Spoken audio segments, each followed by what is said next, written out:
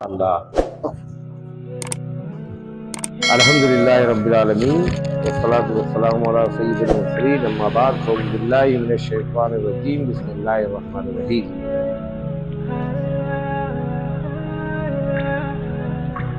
یا ایھا الذین آمنوا اتقوا اللہ وکونوا مع الصادقین۔ سبحان اللہ۔ تقریر سن لیا آپ نے، تبصرہ اب سن لیجیے۔ واہ سبحان اللہ۔ کچھ مجھے تقریر نہیں آتی، تبصرے کر لیتا ہوں۔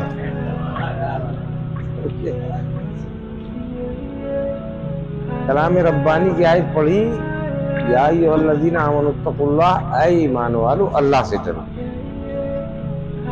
اللہ سے ڈرنے کے بعد پھر آگے کیا فرمایا جا رہا؟ وَكُونُوا مَعَ الصَّادِقِينَ، سچوں کے ساتھ ہو جاؤ، سبحان اللہ۔ جھوٹوں کے ساتھ نہیں، دغا بازوں کے ساتھ نہیں، عیاروں کے ساتھ نہیں، مکاروں کے ساتھ نہیں، کیونکہ یہ تو شیطان کے ساتھی ہے نا۔ اور جو سچے ہیں وہ مصطفیٰ جان رحمت کے ساتھ ہے نا بھائی، سب جانتے ہیں۔ تو اللہ فرما رہا ہے ایمان تو لے آئے ہو،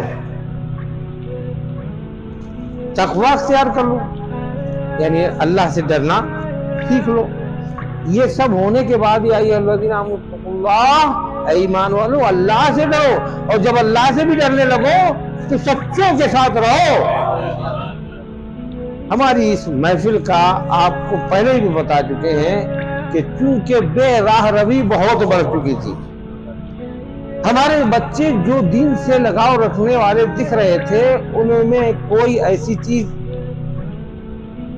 جو ادبی تحریک کے ساتھ حیا اور شفقت کا ماحول نظر آئے نہیں آ رہا تھا، تو اسی لیے بزرگوں کے نام سے یہ محفل شروع کرنے کا مقصد یہ ہے کہ جن بزرگوں کا فیض ہم کو مل رہا ہے ان کا فیض آپ تک بھی پہنچے۔ سبحان اللہ۔ یہی تو مقصد ہے نا بھائی۔ بے شک بے شک۔ اور ہم لوگوں کو مل رہا ہے کہ نہیں مل رہا ہے یہ آپ جانتے، ہمیں نہ مل رہا ہوتا تو آپ کے سامنے اس پوزیشن میں نہ ہوتے۔ غلاموں کی دیکھنے میں تو کچھ نہیں، غلام کہلاتے ہیں، لیکن سچائی میں میں غلام کے بارے میں پوری تقریر کر چکا ہوں ابھی حال ہی میں، ہے نا، اس پہ نہیں جاؤں گا۔ بس اتنا کہوں گا ہم فقیروں سے دوستی کر لو، ہم فقیروں سے دوستی کر لو، گر سکھا دیں گے بادشاہی کے۔ سبحان اللہ۔ فقیروں کے پاس آنا پڑے گا، اور ہر آدمی آپ سمجھے کہ فقیر نظر آئے تبھی آپ فقیر سمجھو، ایسا کچھ نہیں ہے۔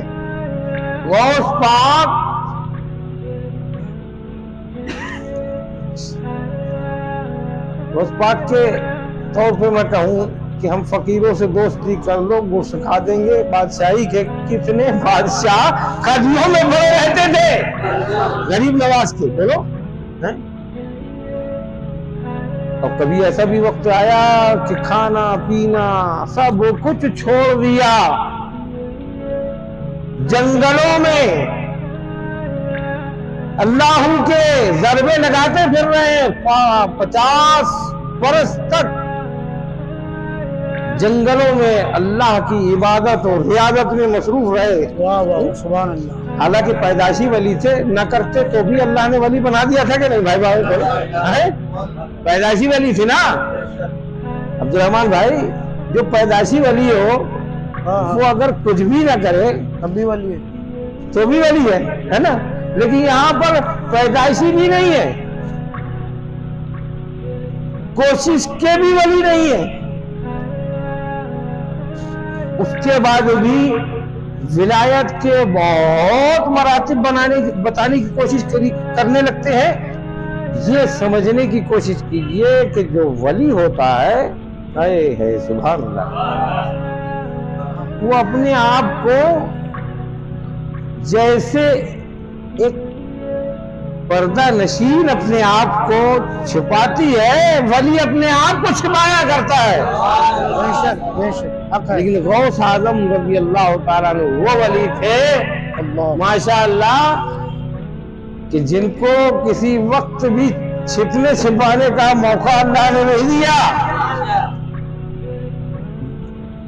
تولد ہوئے تو چاند کی تصدیق ہو گئی. بے شک بولے بھائی پیدا ہوئے تو چاند ہوا کہ نہیں ہوا کہ نہیں. یہ تھا اس پاک نے اپنے طریقے سے دودھ پی کر نہ پی کر بتا دیا. پیدا ہوتے ہی سے ولایت. پھر اس کے بعد ذرا سا بڑھے ہوئے تو آپ سن چکے ہیں قرآن کی تلاوت ماں کے پیٹ سے سیکھ کے آئے. یہ سب چھوٹی چھوٹی سے اشارے کرتا چل رہا ہوں میں. غوث پاک رضی اللہ تعالیٰ عنہ کی عظمت و بزرگی، ان کا مقام ہر ایک کی بس کی بات نہیں ہے. جتنا بھی بیان کیا جائے، جو سب کا ولیوں کا سرتاج ہو اس کو ہم جیسے لوگ متعارف کرا پائیں گے؟ جو اپنے آپ کو نہ پہچانتا ہو وہ غوث پاک کی عظمت کو پہچانائے گا. جانتے ہیں آپ جب کوئی اپنے آپ کو پہچان لیتا ہے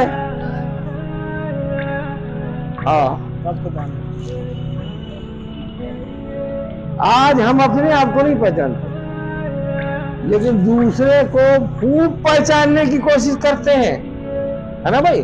یہ ہماری جو ایک بد نگاہی کہہ لیجئے کہ اپنے پہ نظر نہ رکھ کے دوسروں پہ نگاہ ڈالنا، دوسروں کے عیبوں کو ان کو تلاش کرنا، یہ ہماری سب سے بری بات ہے. اس لیے کہ اللہ نے آپ کو جو جسم دیا ہے اس کے بارے میں رسول اللہ نے کیا فرمایا؟ من عرف نفسہ فقد عرف ربہ. جس نے اپنے آپ کو پہچان لیا اس نے اپنے رب کو پہچان لیا. سبحان اللہ. پہچان پائے اپنے آپ کو. جب اپنے آپ کو نہیں پہچان پائے تو رب کو کیا پہچانیں گے؟ تو رب کو نہیں پہچان پا رہے ہیں تو یہ وسیلہ اولیاء اللہ کا ہے. ان کے در پہ جاؤ اور خالی جانا نہیں ہے، در پہ جا کر اپنی ہستی کو مٹا دو. واہ واہ واہ. کسی نے کیا خوب کہا ہے، مٹا دے اپنی ہستی کو اگر کچھ مرتبہ چاہے. ہستی کو مٹانا مٹا دے اپنی ہستی کو اگر کچھ مرتبہ چاہے کہ دانا خاک میں مل کر گلزار ہوتا ہے. پہلے دانے کو زمین میں ملنا پڑتا ہے، زمین کی سختی برداشت کرنا پڑتی ہے، پانی کا دباؤ برداشت کرنا پڑتا ہے اور اپنی ہستی کو ختم کرنا پڑتا ہے، تب ایک پودا نکلتا ہے نا. اگر آپ برتن میں دانے کو ڈال دیجئے تو کیا اس سے کوئی پودا نکلے گا یا دانے سے دانہ نکلے گا؟ نہیں نکلے گا نا. جب اس نے مٹا دیا تب مٹنے کے بعد وہ ایسا پودا بن کر اگا کہ جو ایک دانہ گیا تھا اب اس میں سینکڑوں ہزاروں دانے آ گئے. ایک دانہ مٹا کتنے دانا آ گئے. دانا جانتے ہیں؟ دانا کہتے ہیں عقل مند کو. اب یہاں پر میں دوسری بات اس کو یوں بھی کہہ سکتا ہوں کہ ایک دانا مٹا، ایک جاننے والے اپنی ہستی کو جاننے والے نے اپنے آپ کو اللہ کی مخلوق کے لیے مٹا دیا تو نظیر یہ ہوئی کہ وہ دانا مٹا نہیں بلکہ کتنے دانا پیدا ہو گئے.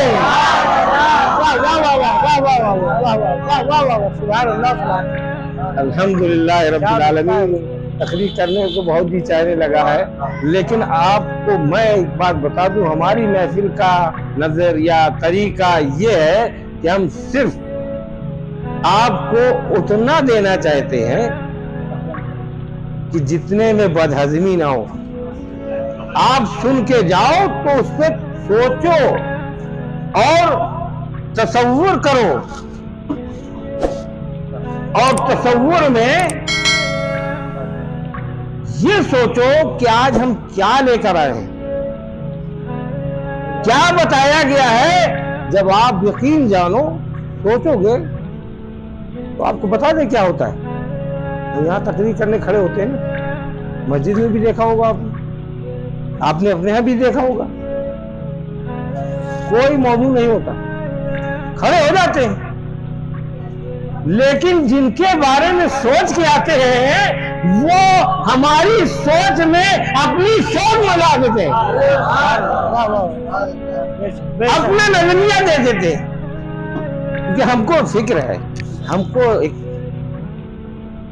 طلب ہے، خواہش ہے کہ ہمارا نوجوان طبقہ بے راہ رو نہ ہو۔ کم از کم ہم جس محلے سے نکلتے اور گزرتے ہیں وہاں پر اگر کہ کوئی بے راہ روی دیکھ رہے ہیں تو جو ہماری نظر کے سامنے ہے اس کو تو ہم کم سے کم ادبی ماحول میں تبدیل کر دیں، تاکہ کل ہم سے بھی نہ پوچھیں۔ کل سوال تو ہوگا نا بھائی کہ تمہاری ذمہ داری تھی، تم کو علم دیا گیا تھا، تم کو یہ دیا گیا تھا، تم کو ایسے ماحول میں پیدا کیا گیا تھا، تم کو ایسے خاندان میں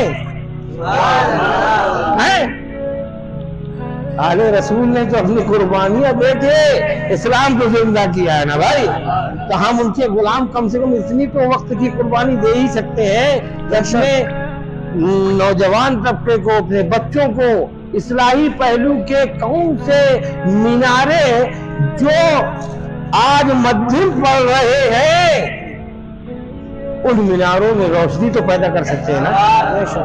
اس روشنی سے کم از کم جو آپ اندھیرے میں بھٹکتے ہوئے جا رہے ہو، اگر میناروں کی روشنی آ جائے گی تو انشاءاللہ مولا تعالیٰ اب آپ کو ٹھوکر نہیں لگے گی۔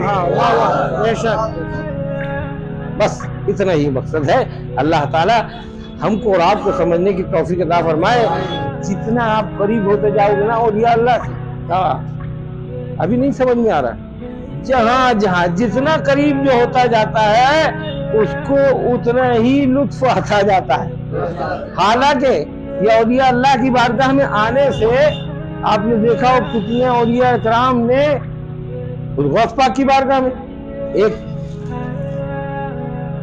ضعیفہ اپنے بچے کو لے کے گئی کہ یا شیخ یہ بچہ آپ سے بہت محبت کرتا ہے، آپ سے بہت محبت کرتا ہے، اس لیے میں اس کو آپ کے پاس چھوڑے جا رہا ہوں، یہ گھر میں چین سے نہیں رہتا آپ کے بغیر، کہتا ہے کہ انہی کے پاس رہوں، لہذا میں اپنا حق آپ کو دیے دے رہا ہوں۔ چھوڑ گئی۔ کافی دن کے بعد غوث پاک نے اس کو بچے کو ذوق شوق دیکھا، دیکھیے ہر ایک کو نہیں ملتا ہے، ہمیشہ اسی کو ملتا ہے جس کو شوق ہوتا ہے، جس کو ذوق ہوتا ہے، جس کو لگن ہوتی ہے، پیار ہوتا ہے، محبت ہوتی ہے نا۔ بے شک بے شک۔ اس کو ایک نظر میں پہچان لیا کہ دیوانہ ہے، تو اس کو خوب ریاض کرایا، خوب ریاض۔ ایک دن اس کی والدہ آ گئی اور آ کے دیکھا انہوں نے غوث پاک مرغ مسلم کھا رہے ہیں، مرغ جو ہے اس کی ہڈیاں سب پڑی ہوئی ہیں، آپ نے کھا کے بیٹھے ہوئے ہیں، اس کو جا کے دیکھا تو ایک سوکھی روٹی لیے کھا رہا تھا۔ تکلیف تو ہوگی ماں کو۔ آئیں کہا حضور آپ یہ مرغ مسلم اور یہ سب چیزیں کھا رہے ہیں اور میرا بچہ سوکھی روٹی۔ آپ نے فرمایا کہ سنو، جب وہ اس لائق ہو جائے گا، کہنے وہ کس لائق؟ کہا جو میں نے کھایا ہے، یہ ہڈیاں پڑی ہیں، ہاں آپ نے ہاتھ رکھا، کہا قم باذن اللہ، ساری ہڈیاں مرغا بن کے کھڑی ہو گئی، ہے نا بھائی، کھڑی ہو گئی۔ کہا جب اس منزل پہ آ جائے گا تو پھر سب کچھ کھانا جائز ہو جائے گا۔